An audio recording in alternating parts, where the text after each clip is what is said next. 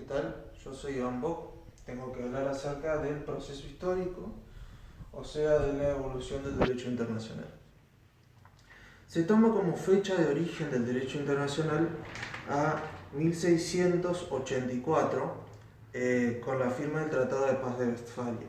Sin embargo, autores como Podestá Costa hablan de una subdivisión de tres etapas, las cuales comienzan mucho antes de esta fecha. La primera etapa es la etapa de anarquía internacional. En esta podríamos ubicarnos desde los comienzos de la humanidad hasta fines del siglo XVII. Acá encontramos a la Edad Antigua y a la Edad Media. En la Edad Antigua nosotros vemos reflejados tratados de paz y tratados de guerra. ¿Esto por qué? Se supone que los primeros, o sea, los tratados de paz, servían para que principalmente pueblos vecinos vivieran en armonía, vivieran en tregua, con el objeto de que el comercio prospere. Y los tratados de guerra servían en principio para que determinados pueblos se aliaran para destruir un enemigo común. Eran prácticas muy comunes en los griegos y los romanos durante su extensión imperialista. También existía una especie de, o acá encontramos el origen de la política diplomática, puesto que se enviaban entre los distintos pueblos emisarios que en nombre y representación de los reyes o de los líderes de dichos pueblos pactaban, acordaban. En la Edad Media, con la caída de los grandes imperios, primero el griego y después el romano occidental, hay un mayor desorden en Europa. Hay tres poderes principales. El poder de los protoestados europeos, que se veía limitado en lo interno por los poderes feudales, y en lo externo por el papado y por el Sacro Imperio Romano Germánico. Líderes, el Papa y el Emperador en estos últimos. Esto no fue del todo negativo, puesto que sirvieron en especie de árbitros para resolución de conflictos, en una suerte de unidad internacional gracias al cristianismo, principalmente encabezado en Europa, en Roma. Se supone de que todos los pueblos europeos, o la mayoría en esa época, eran cristianos. Hay mucho del código del caballero que se ve nutrido gracias a la moral cristiana. Entonces, hay delitos que para todo cristiano de la época no podían ser cometidos. Estamos hablando de unos pseudo derechos humanos. Después encontramos la etapa del equilibrio. Debido a guerras tanto externas fuera de Europa como internas, el poder de los señores feudales y del emperador, del Sacro Imperio y del Papa se ven altamente disminuidos.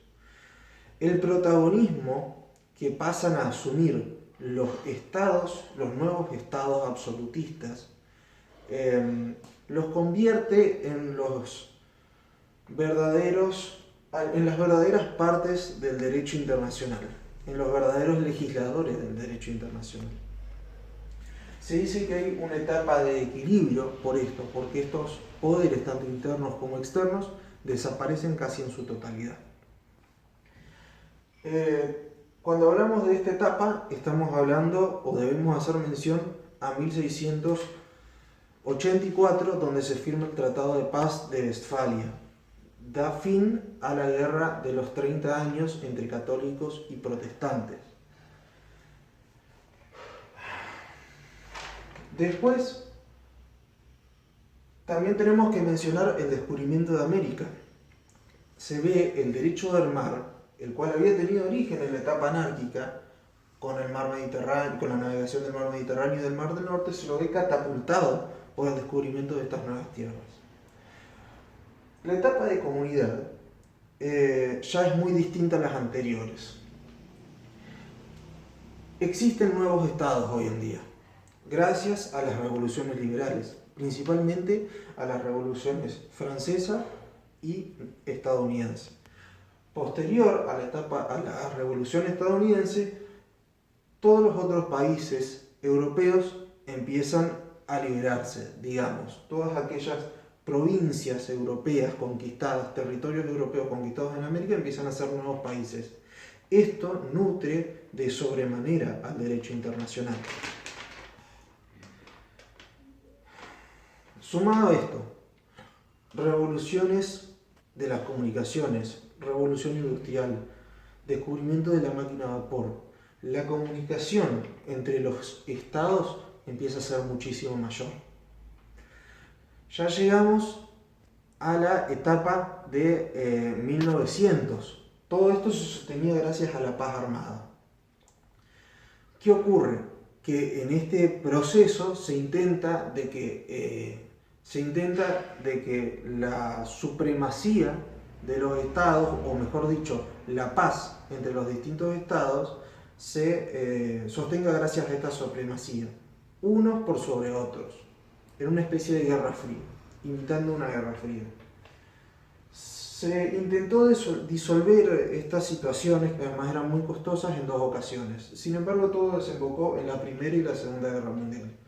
La Primera Guerra Mundial hubo un acuerdo de paz en la cual se creó a la Sociedad de las Naciones para evitar una Segunda Guerra que fracasó. 20 años después estalla la Segunda Guerra Mundial. Finaliza en el 45 y se crea la ONU, o sea, la Organización de las Naciones Unidas, en donde se entiende que el mundo, para evitar volver a la anarquía, tenía necesariamente que encontrarse asociado y cooperar juntos para lograr la paz. Gracias, Iván. Mi nombre es Emiliano Alacino, soy integrante del Grupo C y voy a hablar sobre los siguientes temas. Primero, voy a brindar un concepto del derecho internacional público para luego extraer de ahí el objeto, nombrar los sujetos del derecho internacional público, las fuentes y los sistemas jurídicos del derecho positivo dentro del derecho internacional público. Bueno, voy a comenzar mi exposición citando a un autor, Herbert Abergrinali, del cual nos da la definición del derecho internacional público y nos dice que este es el conjunto de normas jurídicas y principios que regulan las relaciones exteriores de los diferentes sujetos que cuentan con la atribución de soberanía. No solamente los sujetos que cuentan con la atribución de soberanía, sino también de sujetos allegados a este. De esta definición que nos brinda el autor, podemos extraer claramente cuál es el objeto del derecho internacional público. Y el objeto de este es regular las relaciones exteriores que se crean entre los diferentes sujetos del derecho internacional público para así darle mayor confianza, mayor seguridad a esas relaciones que crean estos sujetos. En cuanto a los sujetos del derecho internacional público, podemos nombrar como el sujeto estrella, el principal sujeto que tiene el derecho internacional público, al Estado soberano. Ese es el actor principal que tiene el derecho internacional público. Pero ojo, no es el único, ya que también contamos con otros sujetos del derecho internacional público como los individuos de forma particular, las ONG, la Iglesia Católica, la Cruz Roja, diferentes organismos que también forman parte del derecho internacional público. En cuanto al tema de las fuentes, y siguiendo el artículo 38 de la ONU, podemos dividirla en 2 grandes grupos a la fuente. Podemos dividirlas en principales y auxiliares. Y dentro de las principales encontramos los tratados, la costumbre y los principios generales del derecho.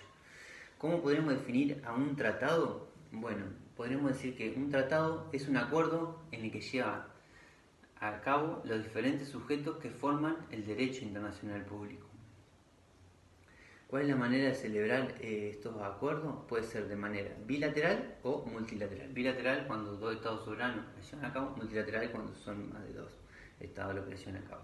En cuanto a la costumbre, y 2 aspectos muy importantes a recalcar en el tema de la costumbre, es que la costumbre debe ser un acto prolongado en el tiempo, un acto que se extiende en el tiempo, pero a su vez este acto debe ser también llevado a cabo por esas personas que lo realizan, debe ser llevado a cabo conforme a derecho, o que esas personas crean que lo están haciendo conforme a derecho. Estas características son muy primordiales a la hora de establecer una costumbre.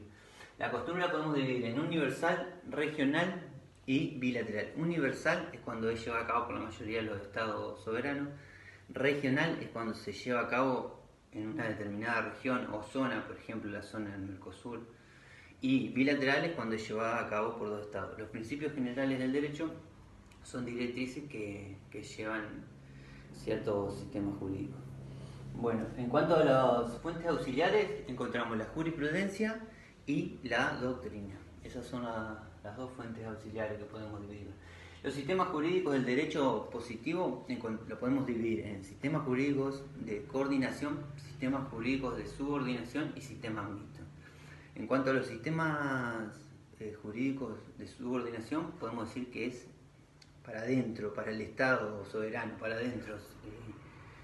Hay un interés de las normas, pero solamente interior. En cuanto al sistema jurídico de coordinación, es para los diferentes estados. Los diferentes estados tratan con estas normas. Y el sistema mixto es el que toma de cada un poquito del sistema jurídico de coordinación y un poquito del sistema jurídico de subordinación.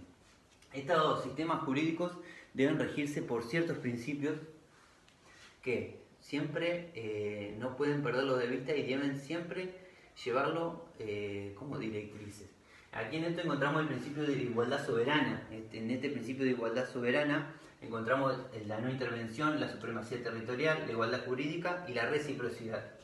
El principio de igualdad de derechos, el principio de la libre determinación de cada Estado que forma parte de cierto acuerdo, la prohibición del uso de la fuerza, la resolución pacífica de los conflictos, el sistema de responsabilidad de cada Estado que forma parte.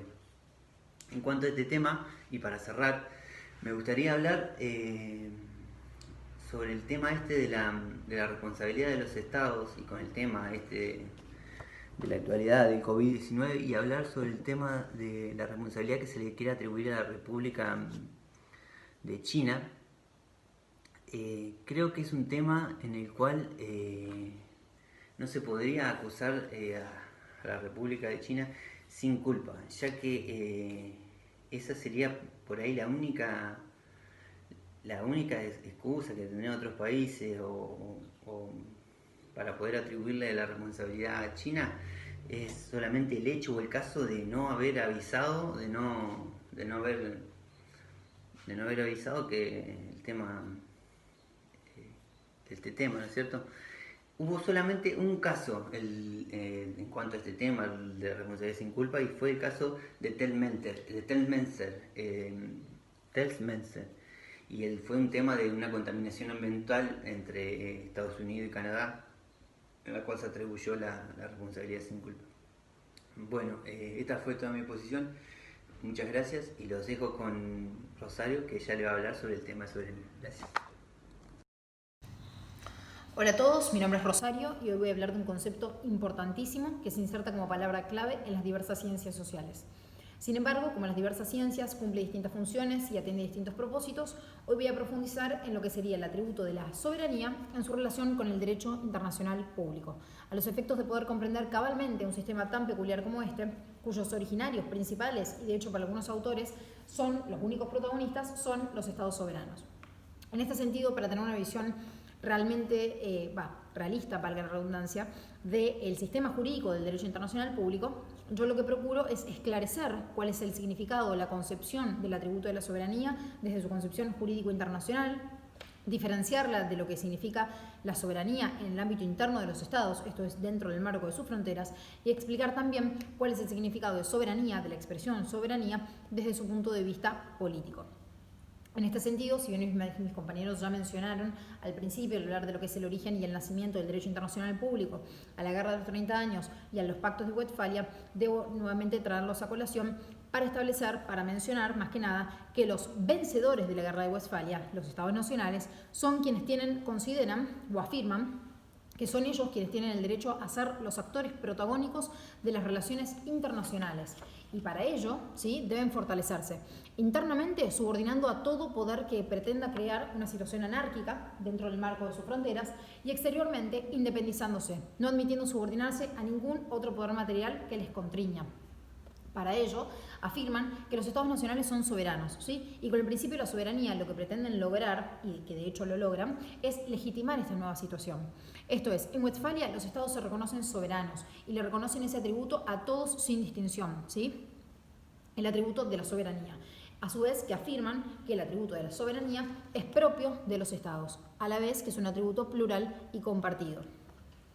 Ahora bien, las consecuencias de ser soberano no implican lo mismo cuando es analizado en su concepción, en su relación, es decir, de los estados, o en su relación con los otros estados, es decir, en el marco de sus relaciones internacionales, a la vez que implica y tiene un significado diferente cuando es analizado dentro del marco de sus fronteras, esto es, en el ámbito interno.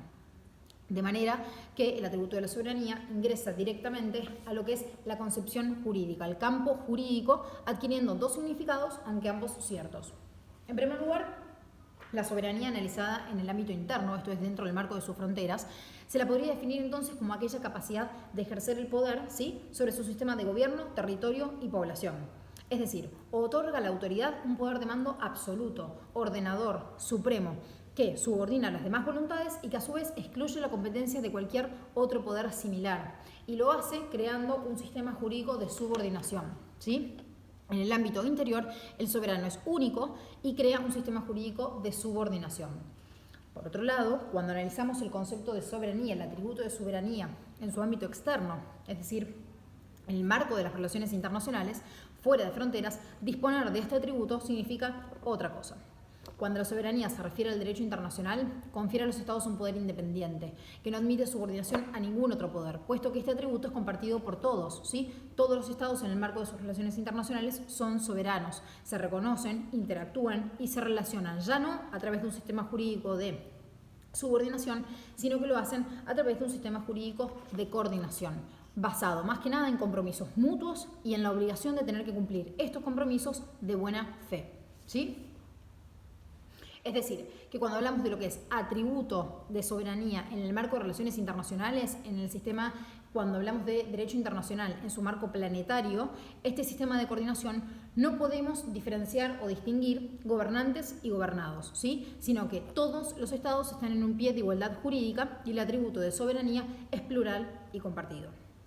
También, como me propuse al principio, analizar también cuál es el significado, ¿sí?, o la noción que adquiere esta palabra de soberanía, analizada más que nada desde su concepción política, ¿sí? En este sentido, la expresión soberanía se utiliza para designar la capacidad para obrar independientemente, pero no solo en el campo jurídico, sino también en el campo fáctico. Ahora bien, luego pasaré a analizar distintos caracteres que, si bien ya han sido analizados a lo largo de esta exposición, procuro recalcarlos, ¿sí?, a los efectos de que queden bien distinguidos. En primer lugar, y haciendo también colación a lo que mencioné anteriormente, corresponde señalar que la idea de soberanía ha sido originariamente una concepción de índole política y que luego, posteriormente, se traslada al campo del derecho internacional. Esto es, para poder ubicar correctamente el concepto de soberanía y todas sus consecuencias en el ámbito jurídico internacional, debemos siempre recordar que este origen político y luego su traspaso, ¿sí?, a lo que sería la conceptualidad jurídica ya analizada. En segundo término, la soberanía no es una calidad inherente, ¿sí?, al estatus de Estado, ¿sí?, a la calidad de Estado, ya que no se trata de un atributo jurídico que ya que se trata precisamente de un atributo jurídico que estos se conceden y que se reconocen mutuamente. Es decir, que comparando soberanía con lo que es libertad, por ejemplo, en la persona humana, no podemos establecer criterio de semejanza, puesto que la libertad es una condición imprescindible a la persona, mientras que el atributo de la soberanía es un atributo que se concede, que se reconoce, ¿sí? En tercer lugar, y si bien ya hice mención, es exclusivo de esta categoría de entes, ¿sí?, creados por los seres humanos, los estados. Es un atributo propio de los estados nacionales. En cuarto lugar y último, pero no menos importante, los titulares de este atributo jurídico de la soberanía están sometidos a reglas jurídicas, es decir, es es básicamente una cuestión de principio, que todo principio jurídico esté reglado, realmente tenga un marco normativo que lo encarrile, que lo regule, ¿sí? Porque para disfrutar de la soberanía e incluso para evitar que los propios poseedores, que los titulares de este atributo lo desnaturalizan, se hace necesario un sistema normativo que lo enmarque y que obligue a los sujetos soberanos. Ahora bien, a modo de conclusión, podemos decir que desde el principio hasta el día de hoy, el sistema jurídico del derecho internacional público que regula las relaciones entre los diferentes entes soberanos se funda, explica y funciona a partir de este principio de igualdad soberana entre todos los estados, ¿sí?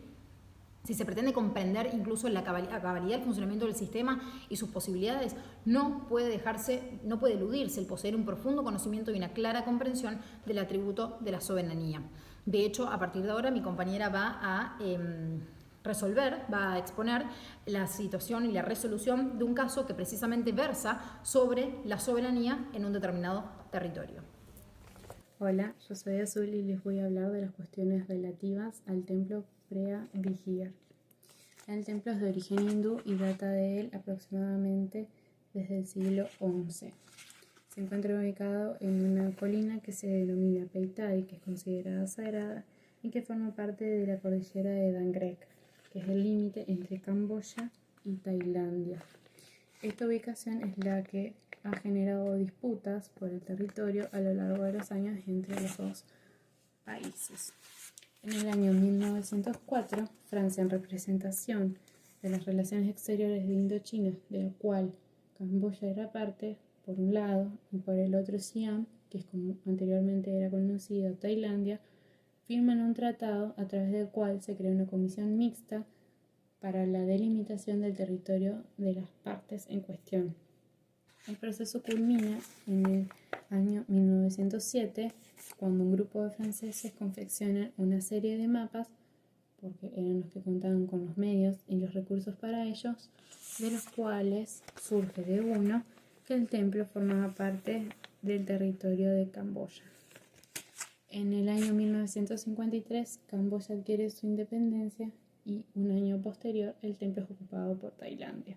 Esto reabre negociaciones entre las partes, pero no se llega a ningún acuerdo, por lo menos fructífero.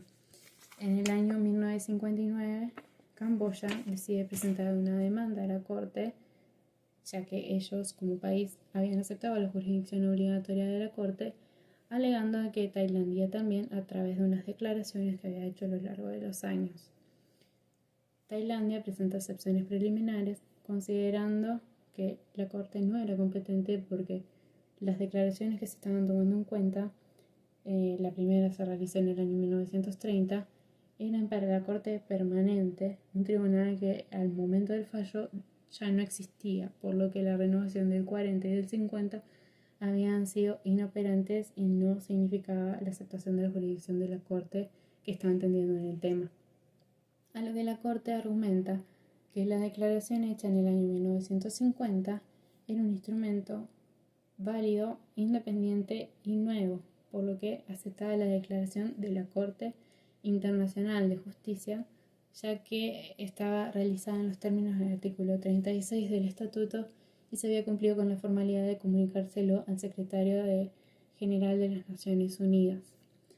Una vez que se culminó los asuntos preliminares y la Corte entendió que sí era competente, se pasa al fondo del asunto. Camboya, junto con su demanda, había anexado el mapa confeccionado en el año 1907, donde el templo estaba ubicado dentro de su territorio. Alega que este mapa había sido comunicado al gobierno siamés un año después de su confección y que no se habían realizado ni observaciones ni ningún tipo de declaraciones por parte de las autoridades. Tailandia entiende que el mapa carece de obligatoriedad porque no había sido aceptado por sus autoridades y porque no había sido confeccionado por la comisión creada con tal fin. Tampoco había sido aprobado por esta comisión. Es más, destaca que la comisión había dejado de funcionar unos meses previos a la confección de los mapas. La Corte entonces dice que el mapa en principio carece de obligatoriedad, pero que la adquiere a lo largo de los años a través del comportamiento que fue teniendo Tailandia al respecto, ya que nunca hizo ningún tipo de observación o de argumentación en contra a lo largo de los años, siendo que tuvo reiteradas oportunidades. Una de las que destaca en la Corte es la dada en el año 1935, cuando se hizo un levantamiento topográfico acorde a las líneas divisorias de las aguas, que era el criterio que se había tenido en cuenta en el tratado, pero no así en los mapas. Declaraba que el templo formaba parte del territorio tailandés. Aún así, no hicieron ningún tipo de observación.